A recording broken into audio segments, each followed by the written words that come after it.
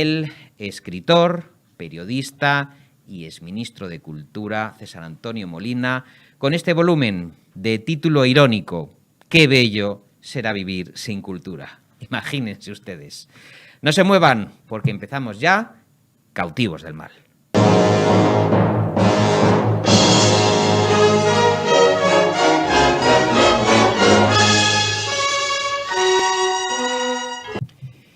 Bueno, nuestro siguiente invitado es un peso específico de la cultura, de la política, uno de los grandes activos que tenemos en España de la gestión cultural, un periodista de raza y un maestro para quien les habla.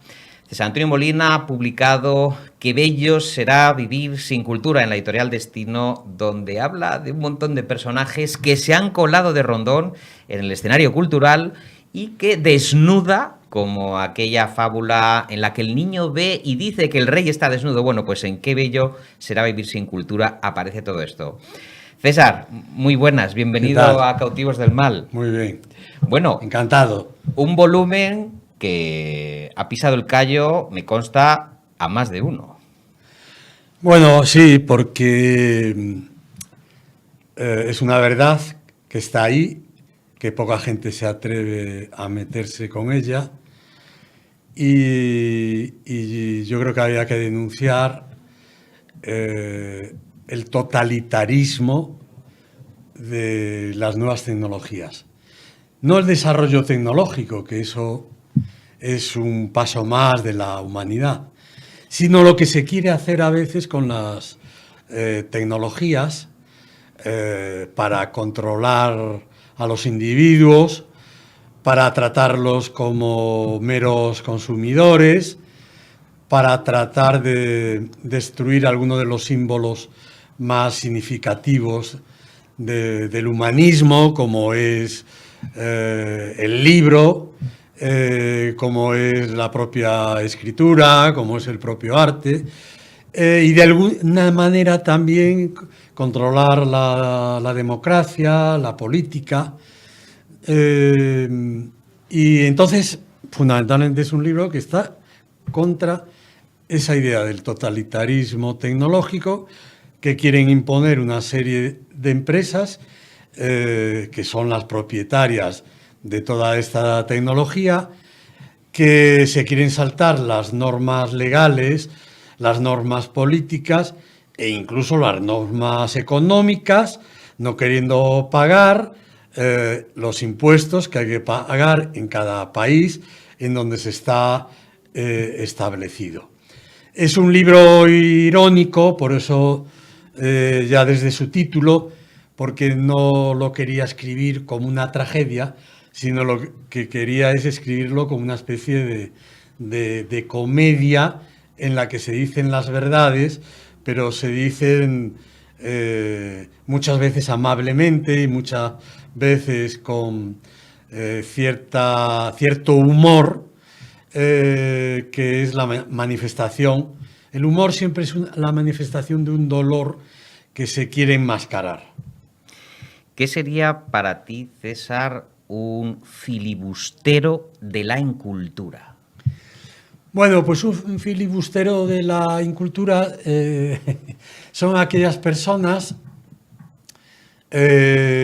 incluso profesores, que han dicho que cuando nace una persona, ahora, que lo único importante que hay que darle en la vida, incluso desde el propio nacimiento, es un móvil, un teléfono móvil y un ordenador. Y que ya ese nacido no necesita nada más en la vida, ni siquiera ni profesores, ni educación, porque todo lo va a tener en esos dos aparatos. Y entonces lo que tiene que hacer es manejarlos bien, moverse bien con ellos, y todo lo demás ya es superfluo. Por eso es superflua la memoria, por eso es superflua el aprobar las asignaturas, etcétera, etcétera, ¿no? Entonces, claro, estos son filibusteros, gente que está mal educando, mal enseñando está haciendo propaganda, y yo creo que además pagados por estas grandes empresas, y son como hay los nativos digitales, los exiliados y emigrados digitales, que es el lugar en el que yo estoy y me considero. Y luego hay esta especie de vanguardia de lo digital y de lo tecnológico, que es como una quinta columna. Y esa quinta columna pues, se dedica no solo a promocionar y promover y tal, sino a difundir estas ideas de que para qué saber escribir a mano, para qué saber dibujar a mano, para todos esos conocimientos que, aunque haya los ordenadores que pueden hacer esas labores, el ser humano no debe de prescindir de esa capacidad que tiene, porque si no se utiliza, pues se perderá. Y creo que en la historia del mundo ya bastantes cosas hemos perdido como para seguir perdiendo muchas más.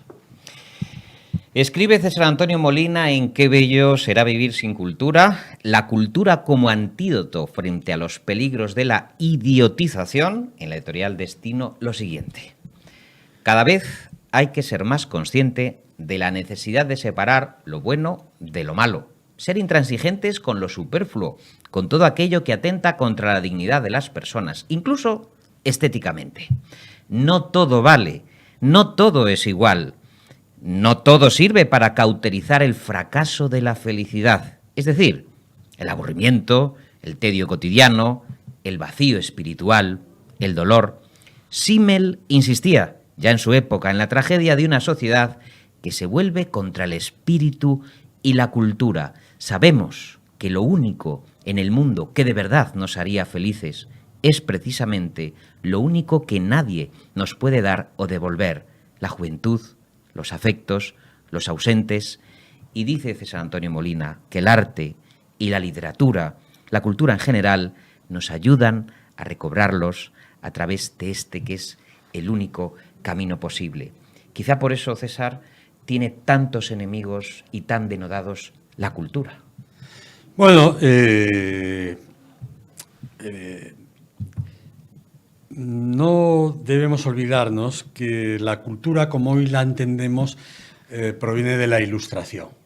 Aquella gente que dijo, oye, hay que enseñar a leer y escribir a las clases sociales más bajas, hay que hacerlo además pues, casi como una obligación y una imposición. Entonces, esto significaba que a los hijos de los campesinos se les iba a instruir cuando los padres no querían que se les instruyera, porque si se les instruía ya no trabajaban en el campo y ya no los ayudaban. Entonces hubo como una especie en la cultura siempre de resistencia, en la cultura de la educación, precisamente por aquellas personas a las que se les quería ofrecer un saber y un conocimiento por parte del Estado. No era evidentemente como hoy a todo el mundo, pero a gran parte de esa sociedad. Hay este libro de Freud que es el malestar de la cultura. El dolor en la cultura, y proviene de eso. O sea, porque la educación y la cultura exige un esfuerzo, exige una dedicación, exige un conocimiento individual que requiere un esfuerzo. Pero en la vida no se ha hecho nunca nada sin esfuerzo. O sea, no hay nada que se haya hecho que no haya sido con esfuerzo. Y entonces, pues, todavía hay gente, todavía nosotros, profesores de la universidad, nos hemos encontrado con alumnos que estaban forzados por sus padres y que ellos mismos no querían estudiar, sino que estaban forzados por sus padres porque eran electricistas o cualquier otra profesión que ganaban muchísimo más dinero que ganaría su hijo probablemente con una licenciatura, pero ellos querían que sus hijos la tuvieran, pero ellos no querían estudiar y eso ha pasado siempre, ¿no? Y entonces la cultura se ha visto muchas veces como una imposición. Una imposición, una jerarquía, un esfuerzo y, bueno, eso ha sido inevitable. ¿Qué se ofrece ante eso? Pues se ofrece el entretenimiento, se ofrece el no pensar prácticamente en nada, se ofrece una serie de cosas para comprar y para sobrevivir. Y en el futuro se pensaba también que mucha de esta gente, con los robots y otros instrumentos, ya no tendrían que trabajar y tendrían un sueldo mensual y no se dedicarían a nada más que esas tareas de divertimento y tal.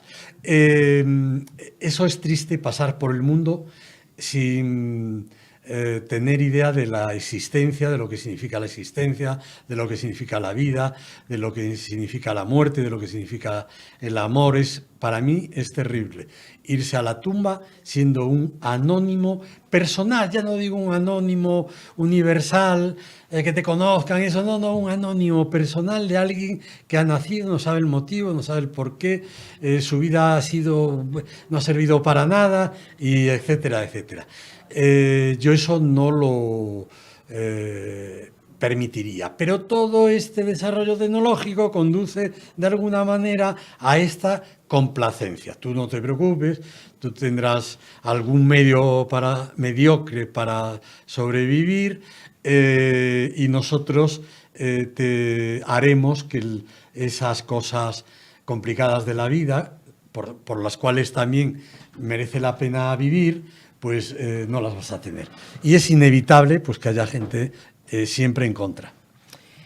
En Qué bello será vivir sin cultura, César Antonio Molina escribe: lo importante es saber leer y escribir, pero si cabe, todavía más importante es saber qué leer. No vale leer cualquier cosa, pues en esa cosecha mezclada lo malo siempre invadirá y destruirá el terreno de lo bueno. La lectura es un hábito y el buen gusto también lo es y se conforma con el tiempo.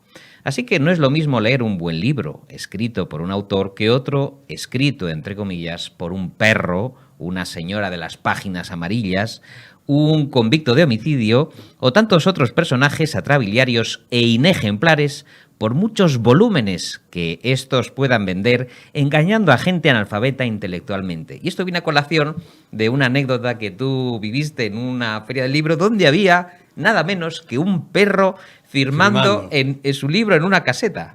Y firmaba, si yo firmaba uno, él firmaba 100, el perro.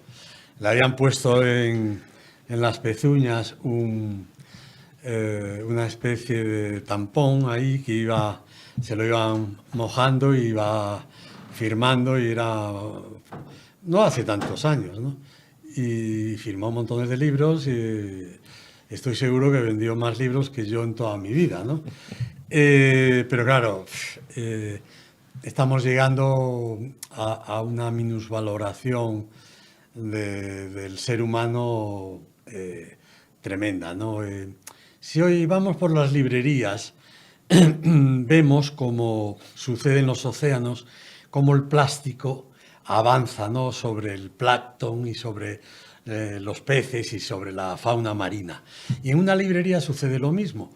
Toda esa cantidad de bestsellers, de autores que no sabemos ni quién es, y que de repente han vendido 3 millones de libros o 4, españoles, hispanoamericanos, extranjeros y tal, y que no sabemos, pero que van ocupando el espacio de la buena literatura, que es aquella que nos hace pensar, que nos hace meditar, que también nos puede hacer divertir, no tiene por qué aburrirnos, ni mucho menos, ¿no? Entonces, pero van ocupando todo este espacio, y va relegando a grandes libros, a grandes obras maestras de las que se puede aprender, etcétera, etcétera, ¿no? Y eso es muy peligroso. Entonces, no es lo mismo leer una cosa que leer otra. Como no es lo mismo ver una película que ver otra. Y entonces hay que saber elegir. No solamente vale el saber leer y saber escribir, sino vale el saber elegir aquello que te va a ayudar a lo largo de la vida en tu desarrollo personal. Lo cual no quiere decir que haya unas lecturas en paralelo o de manera independiente que te puedan divertir más y entretener más. Pero hay que tener cuidado porque esta literatura de puro entretenimiento, de pura incluso violencia, porque muchas de las novelas de estas de policíacas y demás, pues es una exaltación de la violencia, de los crímenes, o sea que no tengo nada contra ellas, porque cada uno tiene la capacidad esa de elegir, ¿no? Pero hay que tener cuidado porque también la lectura te puede conducir por malos caminos. O sea, no solo el leer y el saber leer, sino que hay que saber escoger, para escoger algo beneficioso para tu existencia y para las recomendaciones que a lo largo de tu vida puedas hacer. Un libro sin pelos en la lengua, que habla a tumba abierta de cuestiones, insisto, que a muchos incomodan y que aquí en Cautivos del Mal precisamente tienen cabida, como por ejemplo la incoherencia, los gustos populares. Esto escribe César Antonio Molina. Todo está mezclado, lo alto y lo bajo, lo bello y lo feo, lo puro y lo comercial. Está claro que en un mundo cultural de consumo de masas se comercializa todo y se vende todo. La ética y la estética han dado paso a una autorrealización del consumidor comprador, a un disfrute hedonista sin más fines. Ya no hay salvación religioso, cultural, política, sino materialidad. Lipovetsky y Serroy, sobre todo el primero, tan crítico en otros libros anteriores contra nuestra sociedad contemporánea, en este volumen se dan por vencidos. Nuestra sociedad, nuestra cultura es lo que es. Y si en otros momentos de la historia luchó por defender su independencia e integridad, hoy se ha entregado, ha claudicado, excepto algunas raras excepciones. Un diagnóstico, César, bastante preocupante. Es cierto, porque incluso grandes sociólogos se han dado por vencidos en el sentido de que es difícil ya cambiar a la sociedad y sobre todo en una sociedad que está vigilada, porque estamos vigilados. Yo ahora ya en mi móvil recibo publicidad de empresas y yo no las he pasado a nadie.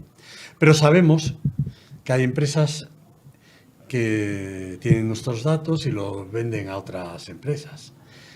Y hay un comercio de los datos muy sustancioso en el que al que le roban los datos no recibe nada. Aunque la gente de Google y eso dice que debido a que utilizamos esos medios sin pagar nada,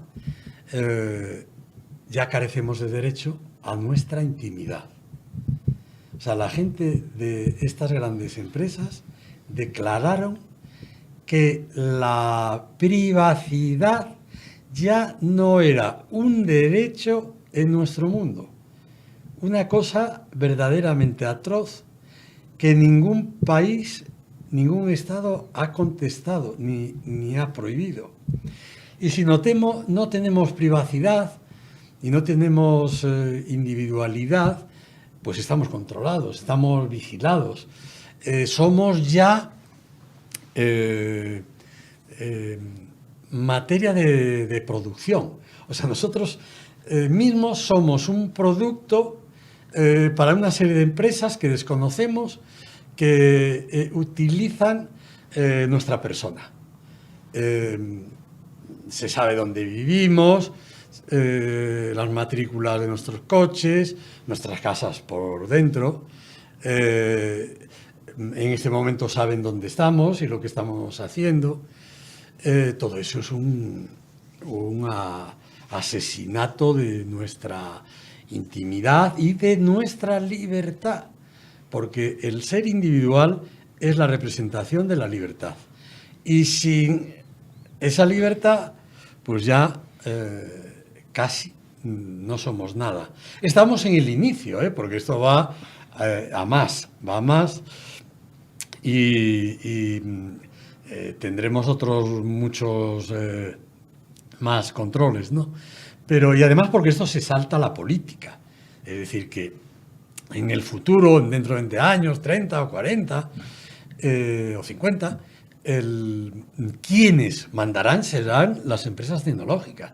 La política no... Ya de hecho, las empresas tecnológicas, si quisieran, por ejemplo, parar la guerra de Ucrania y de Rusia, podrían hacerlo simplemente cerrándoles todas las conexiones que tienen que llevar a cabo para los movimientos de los armamentos, los movimientos de comunicación y tal, cierran todo eso y la guerra seguiría, pero probablemente en un nivel infinitamente menor que esto, ¿no?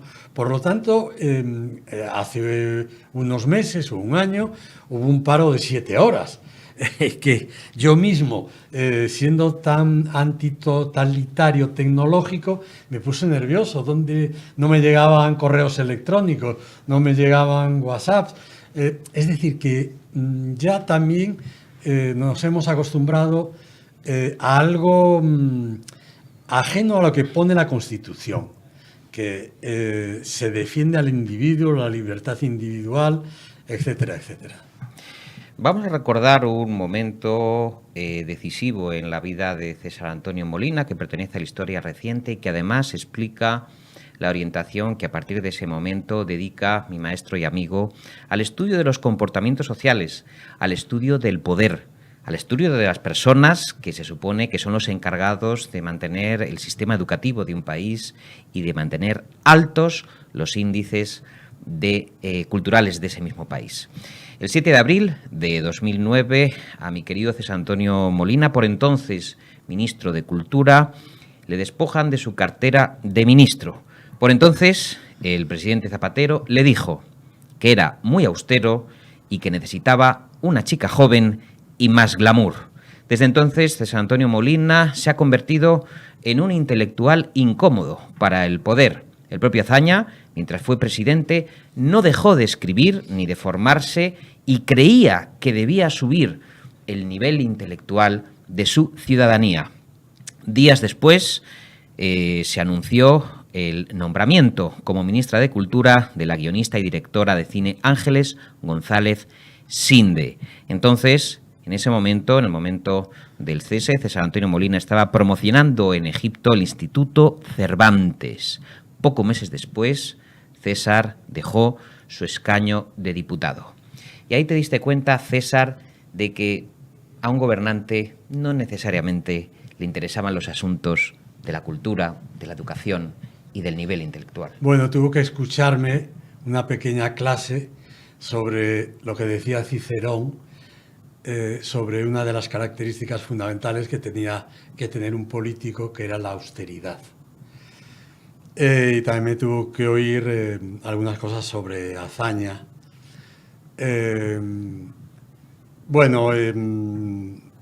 Destrozó una serie de proyectos que teníamos, entre ellos el Museo del Cine Español e Hispanoamericano, que no se continuó, el Museo de la Fotografía, que todavía no existe, una de cuyas bases iba a estar en Soria. He oído ahora que iban a reemprender esa idea y otras muchas cosas.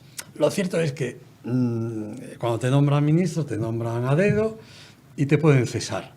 Lo que pasa es que nosotros llevamos una carrera muy importante, muy grande, habíamos conseguido muchas cosas y de la noche a la mañana, por lo que tú has dicho, que es absolutamente verdadero y así me lo dijo y me molestó porque no era motivo ni razones, después de que previamente había dicho que la labor en el Cervantes y en el Ministerio había sido extraordinaria.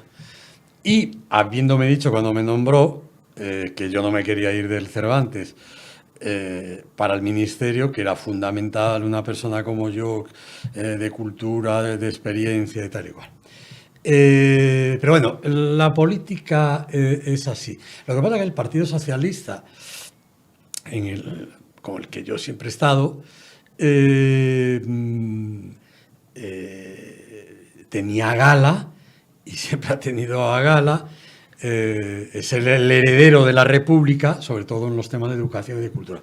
En general, en todo. Y de la institución libre de Y enseñanza. la institución libre de enseñanza, las residencias de estudiantes y tantas.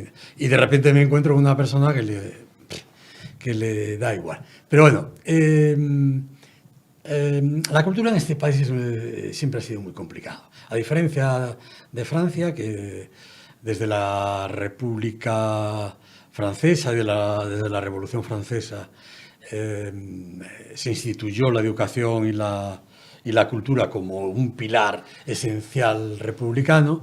Pues en España sabemos lo que pasó. Con Santa Teresa le quemaron la biblioteca, a Fray Luis lo metieron en la cárcel, San Juan de la Cruz se tuvo que tirar de la muralla, y a Jovellano lo envenenaron, y como no lo lograron lo mandaron 9 años de destierro, siendo ministro. ¿Qué pasó con Larra? Es que con Quevedo. Sí, claro. Y entonces yo me considero hijo de todos ellos, ¿no? Y de la República, a la que siempre perteneció mi familia con cargos políticos, y por la que sufrió bastantes problemas, ¿no? Y entonces, pues yo me consideraba, y cuando llegué, en mi discurso de toma de posesión, pues dije que era un heredero de todo eso y tal, y así actuamos. Y por eso fui a ver a Francisco Ayala, que era el ejemplo del intelectual republicano del exilio y tal, para rendirle homenaje y en su figura ejemplificar todo esto. Y claro, 2 años y algo después recibes esa llamada. Mi ida al Cairo era porque se celebraban los 125 años del inicio de las excavaciones españolas en Egipto, que es el lugar más importante para las excavaciones, más que Italia, más que Grecia, o sea, porque es la cuna, ¿no? Y entonces los alemanes, los franceses, los ingleses, las grandes expediciones de arqueólogos homenajeaban a España por esa festividad. Hacíamos en el antiguo museo maravilloso decimonónimo arqueológico del Cairo, una gran exposición de todas las cosas importantes que había descubierto España. Y estaba la delegación arqueológica española y tal. Y allí estaba Saji Hawass, estaba el ministro de Cultura, Omar Sharif, la mujer de Mubarak. O sea, había una representación tremenda de gente y todo eso. Y además porque Saji Hawass, que sigue siendo un gran amigo y muy amigo de la reina Sofía, era el que repartía los lugares para excavar. O sea, sin el permiso suyo no se puede excavar en Egipto. Y claro, le dimos una medalla, tal, y bueno, y poco menos que nos dio todo Egipto para que excaváramos. Pues eso, a las 12 de la noche se recibe una llamada y tal y cual. Son cosas que te molestan, sobre todo porque yo siempre antepondré el Estado y nuestro país a cualquier partido y a cualquier ideología. Para mí, la cultura y la educación están por encima de todo eso. Y son fundamentales y esenciales en un país. Y hay que trabajar sobre eso. Y además, en eso no se es ni de un lado ni de otro. Se es de nuestro país, de nuestro Estado, de nuestro mundo hispanoamericano, de nuestro mundo europeo, y hay que luchar por tener esa presencia en el mundo como siempre tuvo España y como la hicimos en esa época. Y entonces nunca he comprendido que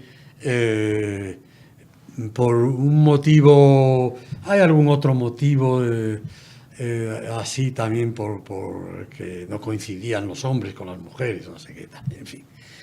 ya son cosas del pasado, aunque yo lo tengo todo escrito en mis memorias políticas, que todavía no he publicado, para poder sobrevivir un poco, con un poco de tranquilidad, sobre todo algunos años, ¿no?